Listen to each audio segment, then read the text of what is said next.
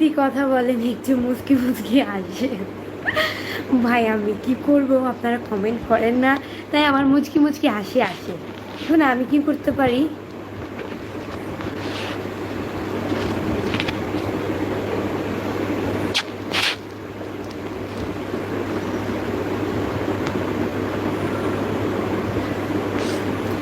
আসসালামু আলাইকুম রহমতুল্লাহি, কেমন আছেন আপু? আশা করি ভালো আছেন।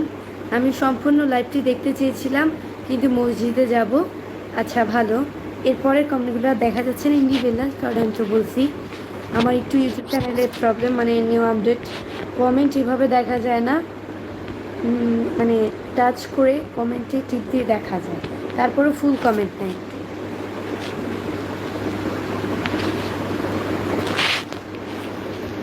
শুভ বিকেল, কেমন আছো তুমি?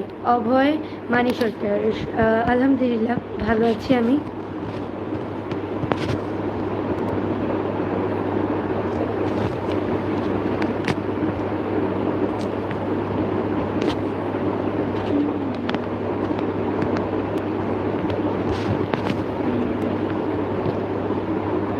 আন্টি রিপ্লাই দেন না কেন?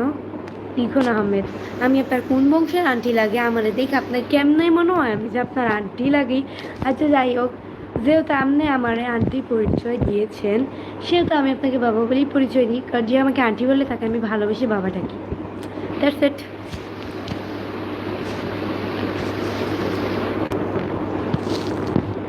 রিপ্লাইটা দেন না কেন? হাবিব, এমডি হাবিব, এই যে দিয়ে দিলাম। আমাদের এখানে হাবিব হাবিব আছে, একেবারেই দুষ্ট।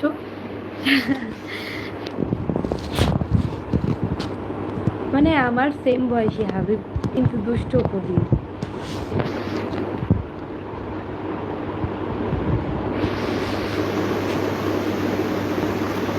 বিকেল টাইমে লাইভে না এসে অন্য টাইমে লাইভে, মানে টাইমে হলে ভালো হয়।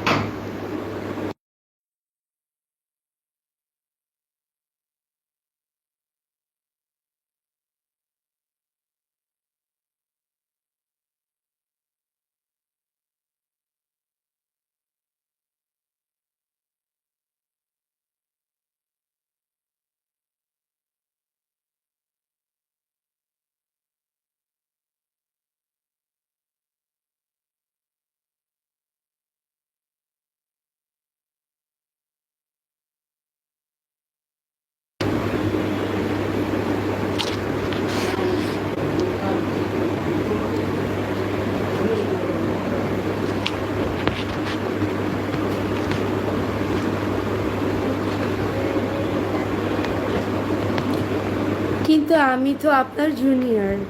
ভালো। জুনিয়র তো হয়েছেন, কি হয়েছে?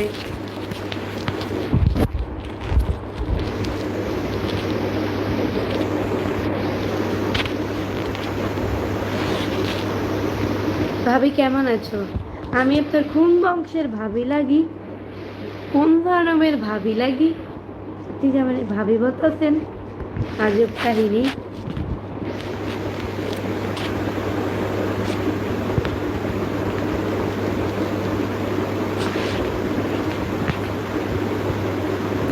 দিদি কপালে একটা ছোট টিপ পরিয়েন।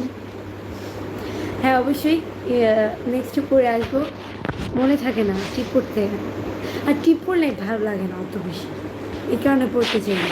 আমার কাছে ন্যাচারালি ভালো লাগে, টিপ পড়লে মানে বেশি গাদা গাদা হয়ে যায়।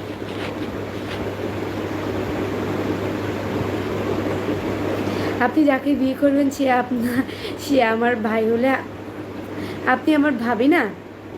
তো ভাবি ভালো কথা ভাই, তা আমি কাকে বিয়ে করব, কে আমার ভবিষ্যৎ জামাই সেটা তো জানি না, সেটা তো একমাত্র আল্লাহ জানে। তাহলে আপনি কি করে জানেন আমি কাকে বিয়ে করব? তাহলে আপনি আমার ভাবি, মানে আজব কাহিনী। আমার জামাই তো শুধু একমাত্র কে হবে সেটা আল্লাহ জানে, পরে আমি জানবো আমার যেদিন বিয়ে হবে। সমস্যা, তোমরা মন খারাপ করো না আমার বিয়ে হলে, তোমার তো দাওয়াত না দেই, এত মানুষকে দাওয়াত দেওয়া তো সম্ভব না, ইনভাইট না করি ভাই। তোমাদেরকে ভিডিও করে জানাই দেবো, উপহার দিয়ে দিব যে কাকে বিয়ে করলাম। দেখ দেখ, আমারও বিয়ে হয়ে গেল অবশেষে। জামাই নিয়ে শুধু ঘুরবো বিয়ের পরে। এখন ঘরে আসি দেখি কি হয়েছে। তখন দেখবি। আর না না, আপনাদের না, যারা আমাকে নিয়ে হিংসা করে তাদের মানে তাদের উদ্দেশ্যে আমি বলতেছি, তখন দেখবি আর রুচির মতো ফুলবি।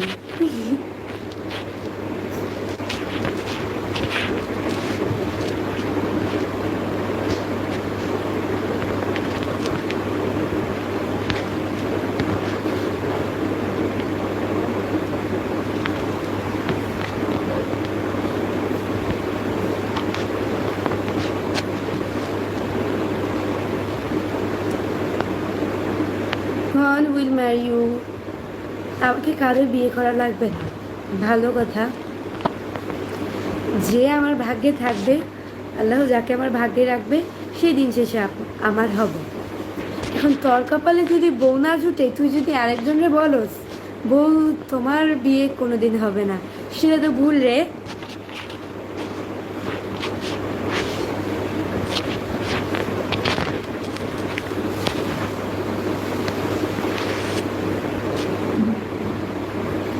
এখন ঘুরতে গেলে কোনো সমস্যা না, না এখন ঘুরতে যাওয়ার প্রয়োজন নেই। ঘুরতে গেলে বিশ্বস্ত মানুষ লাগে। এখন যেহেতু বাংলাদেশের অবস্থা খুবই খারাপ, আপনারা নিজেই জানেন। তো এটাই, মেয়েরা তো নিজের ঘরেই নিরাপদ না, সেই জায়গায় আবার বাহিরে নিরাপদ। কিছু একটা হলেই একটা দুর্ঘটনা সারা জীবনের কান্না। সো সাথে যদি আপনার হাজব্যান্ড থাকে, সেটা আপনার শক্তি। আপনি একটু ঝগড়া করার জন্য বল পাবেন, আর আপনি যদি একা থাকেন একটু ভয় পাবেন। তবুও আমি ভয় পাবো না, আমি ভয় পার মেয়েও না, লড়াই করে আসবো। বৃষ্টি কখনো ভয় পায় না, ভয়কে জয় করতে শেখে। এটাই, আমার সাথে যারা কথা বলে তারা ভয় পায় যে কি বলতে কি বলে ফেলবে, আর আমার হাতে শুধু বেজ্জুতি হবে। মানে আমার আমার মুখে শুধু মানে বেজ্জুতি হবে তারা। এটাই। একদিন একদিন মানে রাস্তায় আমি ছিলাম, মানে স্কুল যাওয়ার সময়। হ্যাঁ, এটা বলি, এটা কি বলছিলাম আপনাদের এই কথাটা? হ্যাঁ বলছি মনে হয়, তাহলে আর বলি না। এক কথা বারবার বলি, ইন্টারেস্ট আকর্ষণ থাকে না শোনার জন্য। অন্য একটা কথা বলি, আমি স্কুলে যাচ্ছিলাম, একটা ছেলে রাস্তা দিয়ে যাচ্ছে, আমি কিন্তু অতটাও খেয়াল করি না। স্কুলে গেলে নিচে মাথা দিয়ে চলে যাই, আবার চলে আসি। তো এখন ও তখন ছিল টিফিন টাইম। টিফিন টাইম যখন দেয়, আমি তখন আবার একটু বাহিরে বের হই হালকা পাতলা নাস্তা করতে। তো তখন হচ্ছে একটা ছেলে আমাকে দেখছে দূর থেকে, টার্গেট। তো আমি ছিলাম এই পাশে, ইচ্ছে করে এই পাশে একজন মানুষ ছিল, আর এই পাশে একজন, আর মাঝখানে আমি ছিলাম। মানে এই পাশে একটা আপু ছিল, আমি মাঝখানে, ছেলেটা ওই পাশে। আমাকে ধাক্কা দিয়েছিল, ধাক্কাটা আমার হাতে লাগছে। আমি জাস্ট এভাবে এই ছেলের দিকে তাকাইছিলাম। মানে আমার খবর তো আপনারা জানেনই ভাই, আমি রাগ উঠলে যে আমি কারোই ভয় পাই না, মানে কন্ট্রোলের বাইরে থাকি। জাস্ট এভাবে তাকাইছিলাম, এভাবে চোখগুলো বড় করে আর কি।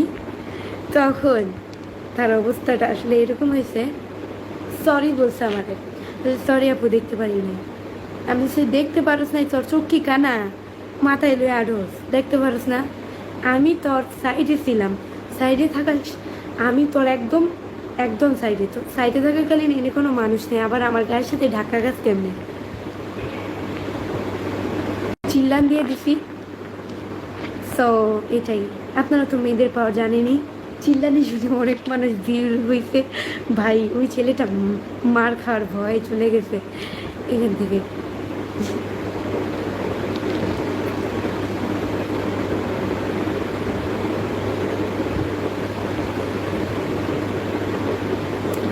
আসলে আমি মেয়েদেরকে বলবো, আসলে যে আপনারা মেয়েরা যদি আমার কেউ লাইভে থাকেন, অনেকেই ভয় পান কোনো একটা বিপদ হলে, বা আপনাকে কেউ ফাঁসালে কোনো একটা কিছুতে, বা যাই হোক আপনার কোনো ক্ষতি করতে চাইলো রাস্তাঘাটে, বা আপনি তার প্রতিবাদ করলেন না, নিচে মাথা দিয়ে চলে আসলেন, সেটা ভালো কথা। কারণ ঝামেলা করতে কে চায় ভাই?